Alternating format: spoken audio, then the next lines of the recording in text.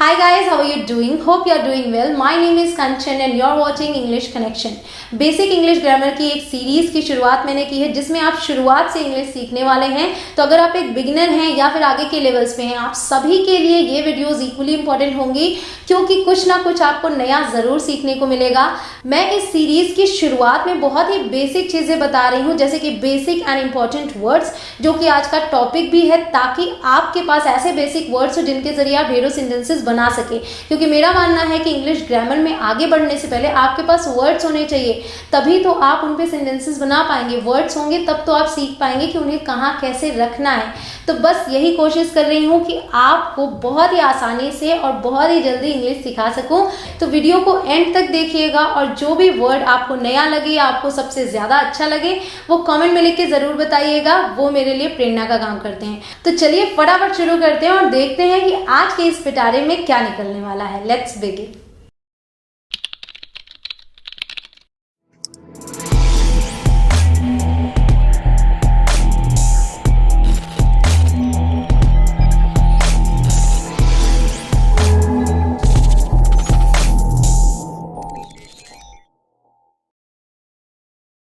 तो सबसे पहले हमने जो वर्ड्स लिख रखे हैं वो हैं possessive determiners and possessive pronouns. एक बात बता दूं कि नाम से बिल्कुल भी कंफ्यूज मत होइएगा। नाम मैं इसलिए बताती हूँ कि अगर आप रिटन इंग्लिश के लिए सीख रहे हो, एग्जामिनेशन के लिए सीख रहे हो, तो आपको नाम पता हो तभी आप क्वेश्चंस के सही आंसर्स दे पाएंगे। ठीक है, पजेसिव डिटरमाइनर हो गए my, your, our, his, her, their, its. And possessive pronoun हो गए mine, yours, ours, his, hers, theirs, it's.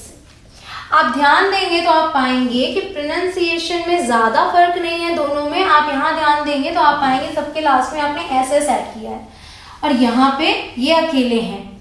ठीक है, तो एम वाई को माई प्रोनाउंस करते हैं और इसका मतलब होता है मेरा। अब आप देखिए कि मैंने लिख रखा है MIN, तो इसे हम प्रोनाउंस करते हैं माइन, माइन, और इसका भी मतलब होता है मेरा। तो आपने क्या सीखा कि मेरा के लिए हम दो वर्ड्स यूज करते हैं, एक तो माई और दूसरा माइन। इसी तरीके से आगे भी है तुम्हारा या आपका के लिए हम यूज करते हैं YOUR, योर, और YOURS, योर्स। तो एक ही वर्ड के दो मीनिंग है, लेकिन कंफ्यूज आपको बिल्कुल भी नहीं होना है क्योंकि इनके यूसेस बहुत ही इजीली आप समझ पाएंगे कि फर्क क्या है और आप कभी कोई गलती भी नहीं करेंगे। तो बस वीडियो में बने रहिए और वीडियो को अंत तक देखिए ताकि आपको सारे डिफरेंसेस समझ में आ जाएं। तो सबसे पहले इन दो को ही लेके चलते हैं, माई, योर और माइन और योर्स को। कॉन्सेप्ट को पहले समझ लेते हैं, फिर आगे बढ़ के इन वर्ड्स को भी सीखेंगे। ठीक है, तो एक सेंटेंस सबसे पहले देखते हैं, दिस इज माई मार्कर। ये मार्कर मेरा है। अगर मुझे कहना है ये मार्कर मेरा है तो मैं बोलूंगी दिस इज माई मार्कर। ठीक है, यहाँ आप ध्यान दीजिएगा कि माई के बाद हमने मार्कर लिख रखा है, यानी कि माई के बाद एक वर्ड आया है। अब अगला एग्जाम्पल माई की हेल्प से देखते हैं, दिस मार्कर इज माइन। इसी सेंटेंस को कि ये मार्कर मेरा है बोलने के लिए हम ऐसे भी बोल सकते हैं, दिस मार्कर इज माइन। तो यहाँ आप ध्यान दीजिए कि माइन के बाद कोई भी वर्ड नहीं आया है, मतलब कोई नाउन नहीं आया है, और माई के बाद हमने नाउन यूज किया था। तो यही फर्क है पजेसिव डिटरमाइनर और पजेसिव प्रोनाउन में, कि पजेसिव डिटरमाइनर यानी कि माई, योर ऐसे वर्ड्स के बाद कोई ना कोई नाउन आता है। ठीक है, और पजेसिव प्रोनाउन के बाद कोई नाउन नहीं आता, तो इसे आप बाय इटसेल्फ यानी कि इसे आप ऐसे ही यूज करते हैं। तो दिस इज माई मार्कर या फिर दिस मार्कर इज माइन, दोनों सेंटेंसेस का मतलब सेम है। एक बात और बता दो कि आप कभी भी अगर इसके बिना यूज कर रहे हैं, जैसे सपोज कि मैं ये दिखा रही हूँ और बोल रही हूँ ये मेरा है, तो आप ये नहीं बोल सकते दिस इज माइन, लेकिन आप ये बोल सकते हैं दिस इज माइन। यहाँ से अगर आप मार्कर हटा देंगे तो आप बोल सकते हैं दिस इज माइन, मतलब यह मेरा है। तो ये एक सही सेंटेंस होगा। लेकिन अगर आप बोलते हैं दिस इज माई, तो ये एक गलत सेंटेंस होगा। सो ऑलवेज रिमेंबर कि कभी भी माई, योर और ऐसे वर्ड्स अभी जो मैं आपको आगे बताने वाली हूँ, इनके बाद आप फुल स्टॉप या क्वेश्चन मार्क नहीं लगा सकते, लेकिन उन पे सेंटेंसेस एंड हो सकते हैं, वो अकेले यूज हो सकते हैं। ठीक है, अब मैं आगे बढ़ती हूँ और आगे के एग्जाम्पल्स देखती हूँ। योर के लिए एग्जाम्पल है, इज दिस योर मार्कर। अब इसका मतलब है क्या ये तुम्हारा मार्कर है, ये क्वेश्चन बन गया। जब हम हेल्पिंग वर्ब को पहले ले आते हैं तो वो सेंटेंस शुरू होता है हिंदी में क्या से, यानी क्या से शुरू होने वाले सेंटेंसेस में आप हेल्पिंग वर्ब सबसे पहले ले आएंगे। इज दिस योर मार्कर, क्या ये तुम्हारा मार्कर है। अब इसी को योर्स की मदद से बनाते हैं और बोलेंगे इज दिस मार्कर योर्स, क्या ये मार्कर तुम्हारा है। तो योर्स पे हमने सेंटेंस एंड किया, क्वेश्चन मार्क लगाया। इज दिस मार्कर योर्स, क्या ये मार्कर तुम्हारा है। और इसी चीज को हम ऐसे भी बोल सकते हैं, क्या ये तुम्हारा है, तो क्या बोलेंगे इज दिस योर्स, तो मार्कर वहां पे नहीं बोलेंगे। ठीक है, अब अगला है OUR, इसे प्रोनाउंस करते हैं our. She is our teacher, वो हमारी अध्यापिका है। तो हमने क्या यूज किया, आवर। अब इसके लिए जो प्रोनाउन है वो है OURS, तो इसे क्या प्रोनाउंस करते हैं, आवर्स। आवर्स का मतलब भी होता है हमारा और आवर का मतलब भी होता है हमारा। तो इसकी मदद से जब हम बनाएंगे तो हम बोलेंगे she is a teacher of our. तो यहाँ पे स्ट्रक्चर थोड़ा चेंज हो गया। जब आप सामान की बात कर रहे थे तो आपने ऐसे बोला this marker is mine, is this marker yours. लेकिन जब आप किसी पर्सन की बात करेंगे तो स्ट्रक्चर कुछ ऐसा होगा कि नाउन, फिर उसके बाद ऑफ और फिर pronoun. She is a teacher of hours, वो हमारी टीचर है, अध्यापिका है। ठीक है, इसके अलावा मान लीजिए मैं आपको एक सेंटेंस दूं कि वो मेरा फ्रेंड है, तो मैं क्या बोलूंगी, he is a friend of mine. क्या वो तुम्हारा फ्रेंड है, is he a friend of yours. तो इस तरीके से इसका स्ट्रक्चर होगा। अब अगला देखते हैं, दैट इज HIS, इसे हम प्रोनाउंस करते हैं हिज। ध्यान दीजिएगा ज के नीचे बिंदी है, इसे आप हिज प्रोनाउंस नहीं करेंगे, इसे आप हिज प्रोनाउंस करेंगे। हिज का मतलब होता है उसका, और ये यूज होता है किसी लड़के के लिए। ठीक है, तो जब भी कभी किसी लड़के के लिए आपको उसका बोलना हो तो आप हिज का यूज करें। और एक बहुत जरूरी बात कि इसका ये फॉर्म भी यानी कि पोजेसिव प्रोनाउन भी हिज ही होता है, क्योंकि इसके लास्ट में ऑलरेडी एस लगा हुआ है, तो यहाँ एक एक्स्ट्रा एस नहीं लग सकता, तो इसे हम हिज ही बोलेंगे। ठीक है, तो हिज मीन्स उसका। अब सेंटेंस देखते हैं, दिस इज हिज मार्कर, ये मार्कर उसका है। अब इसी को इसकी मदद से बनाएंगे तो बोलेंगे दिस मार्कर इज हिज, ये मार्कर उसका है। तो इस हिज के बाद कोई नाउन नहीं आया। तो जब कभी भी इस तरीके से हिज लगा है तो आप समझ लीजिए कि वो पोजेसिव प्रोनाउन है, डिटरमाइनर नहीं है, क्योंकि डिटरमाइनर के बाद हमेशा कोई ना कोई नाउन जरूर से आएगा। ठीक है, अब अगला है HER, इसे प्रोनाउंस करेंगे हर। इसका मतलब होता है उसकी, यानी कि किसी लड़की की हम बात कर रहे हैं तब हम HER हर का यूज करेंगे। और इसकी पोजेसिव प्रोनाउन फॉर्म है हर्स, HERS, हर्स। तो हर्स मीन्स भी उसकी और हर मीन्स भी उसकी। सेंटेंस है, know that is her marker, नहीं ये उसका मार्कर है या ये उसकी मार्कर है। लड़की के लिए भी हम हिंदी में उसका बोलते हैं, जैसे कि अगर बोलना है कि तुम्हें उसका नंबर मिला, अगर लड़की की बात करें तो भी आप उसका बोलते हैं, तो वो सेंटेंस पे डिपेंड करता है। लेकिन लड़की की बात हो तो आपको हर का यूज करना है। अब हर्स की मदद से बनाएंगे तो क्या बोलेंगे, no that marker is hers, नहीं ये मार्कर उसका है। अब अगर हम मार्कर नहीं बोलेंगे तो क्या बोलेंगे, नो दैट इज हर्स, नहीं वह उसका है। ठीक है, अब अगला है THEIR, इसे प्रोनाउंस करते हैं their. It's their fault. Their का मतलब होता है उनका, यानी कि जब कई लोग होते हैं, जैसा मैंने बताया था दे, तो दे के लिए यूज होता है देयर। इट्स देयर फॉल्ट, ये उनकी गलती है, ये उनकी गलती। आपने बताया इट्स देयर फॉल्ट, तो देयर के बाद फॉल्ट आया और इसकी ये पोजेसिव प्रोनाउन फॉर्म है देयर्स। तो देयर्स में एस लगा, इसे प्रोनाउंस करते हैं देयर्स, और इनका भी मतलब होता है सेम उनका। तो अगर आप इसकी मदद से सेंटेंस बनाएंगे तो हो जाएगा द फॉल्ट इज देयर्स, गलती उनकी है, द फॉल्ट इज देयर्स। ठीक है, अब आप समझ गए इनके यूसेस। लास्ट में बचा है इट्स, ITS, इसे प्रोनाउंस करेंगे इट्स।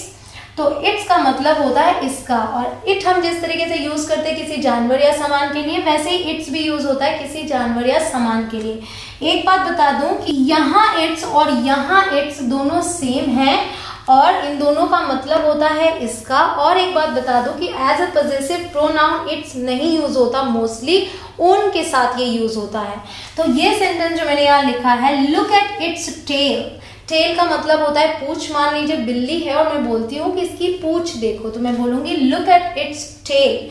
लेकिन इसके लिए ये यूज करके सेंटेंस नहीं बन पाएगा। आप ये नहीं बोल पाएंगे look at the tail of its, ठीक है। इट्स यूज होता है ओन के साथ, जो आप आगे सीखेंगे। तो as a possessive pronoun its का हम यूज इस तरीके से नहीं कर पाते हैं। अब आपने क्या सीखा कि my, your, our, his, her, their and its, इन सब की मीनिंग्स ये हैं और इनकी भी सेम मीनिंग्स हैं, लेकिन इनके बाद हम कोई ना कोई नाउन यूज करते हैं और इनके बाद हम कोई नाउन यूज नहीं करते हैं। तो ये बेसिक फर्क है। और आगे जब आप सेंटेंसेस बनाएंगे तो इन वर्ड्स का आप काफी ज्यादा यूज करने वाले हैं, तो इनकी ले लीजिए एक स्क्रीनशॉट।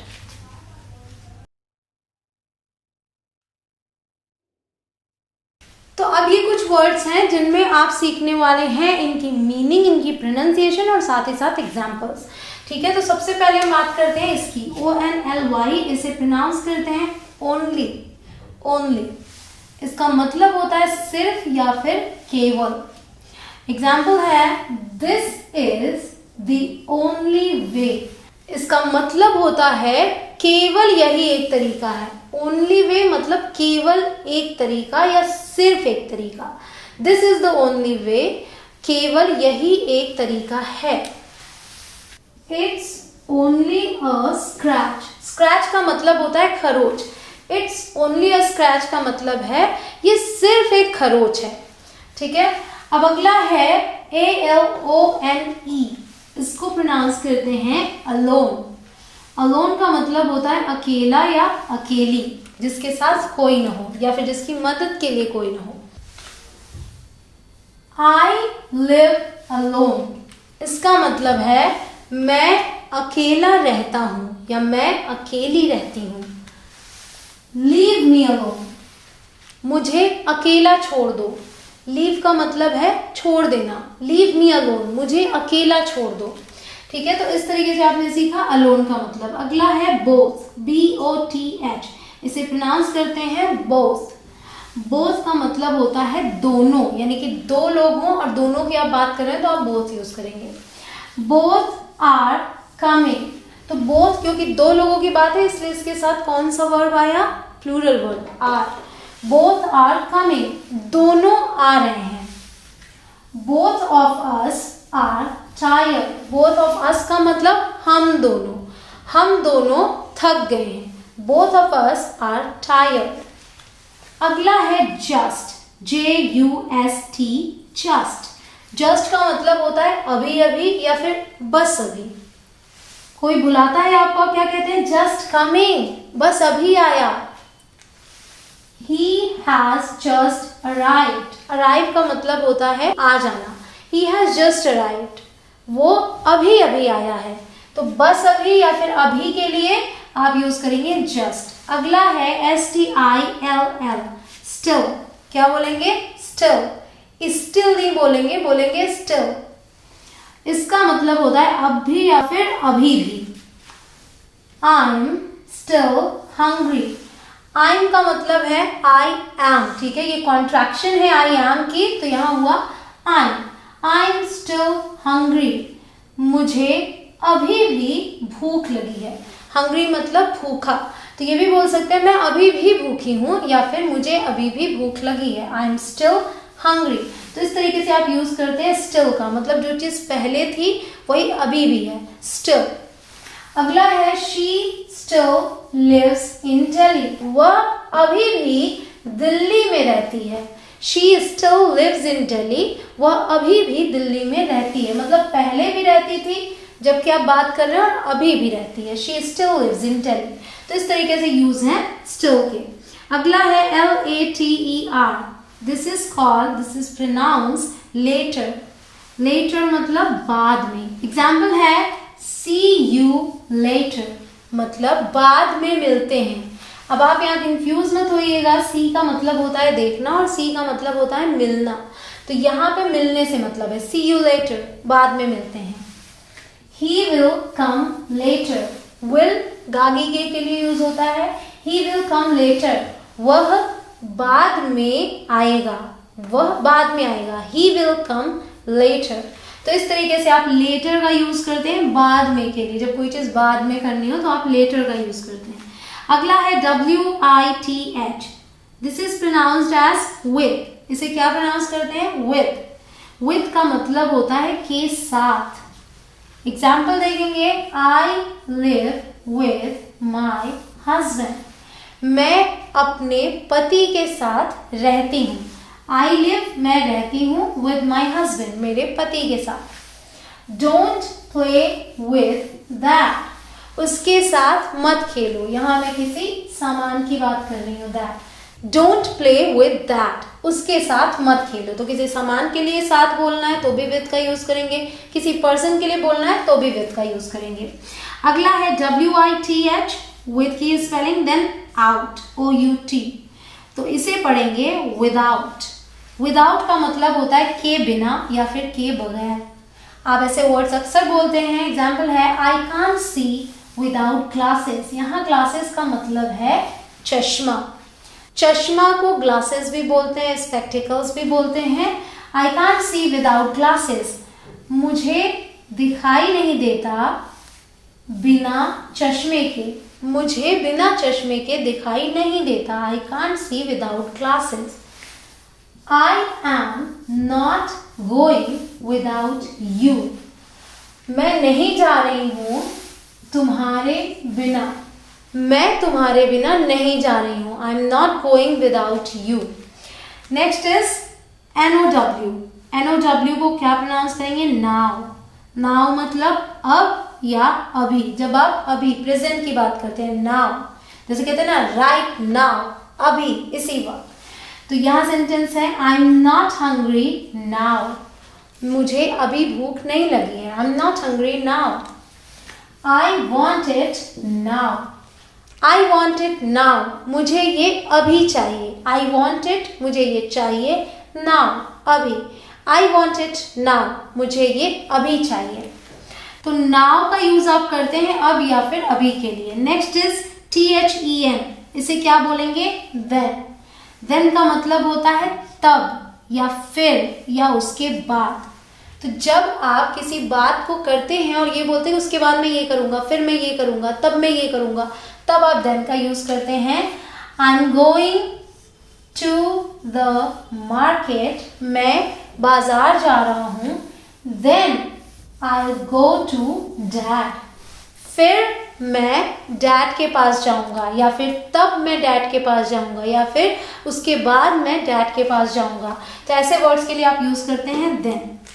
अगला है SO, प्रोनाउंस करते हैं सो। इसका मतलब है इसलिए या फिर तो, इतना, बहुत। इन सभी वर्ड्स के लिए भी ये यूज होता है, अलग अलग सिचुएशंस होती हैं। ठीक है, एग्जाम्पल्स देखते हैं। शी इज नॉट वेल, वो ठीक नहीं है। शी इज नॉट वेल मतलब उसकी तबीयत ठीक नहीं है। So she can not come, इसलिए वो नहीं आ सकती। She is not well so she can not come, उसकी तबीयत ठीक नहीं है इसलिए वो नहीं आ सकती। तो यहाँ पे आपने एक रीजन दिया तो उसके बाद सो लगाया तो आपने बोला इसलिए। ठीक है, अब है she is so weak that she can't walk. Can't मतलब कैन नॉट वॉक। तो यहाँ क्या बोला हमने? She is so weak. तो हम यहाँ बोल रहे हैं वो इतनी कमजोर है, इतनी, यहाँ पे एम्फेसाइज कर रहे हैं वो इतनी कमजोर है। She is so weak that she can't walk, कि वो चल भी नहीं सकती। शी इज सो वीक, वो इतनी कमजोर है। तो यहाँ इतनी के लिए यूज हुआ। अगला है सो व्हाट हैपेंड नेक्स्ट, तो आगे क्या हुआ, इसके लिए आप यूज करते हैं सो। तो आगे क्या हुआ? So what happened next. तो इन वर्ड्स के लिए इसलिए, तो, इतना, बहुत के लिए भी यूज होता है। जैसे आप कहते हैं ना थैंक यू सो मच, आपका बहुत बहुत धन्यवाद। वेरी की जगह पे भी आप सो का यूज करते हैं। इस तरीके से आप यूज करते हैं इन वर्ड्स को आपने सीखा only, alone, both, just, still, later, with, without, now, then, so. अब आप ले लीजिए एक स्क्रीनशॉट।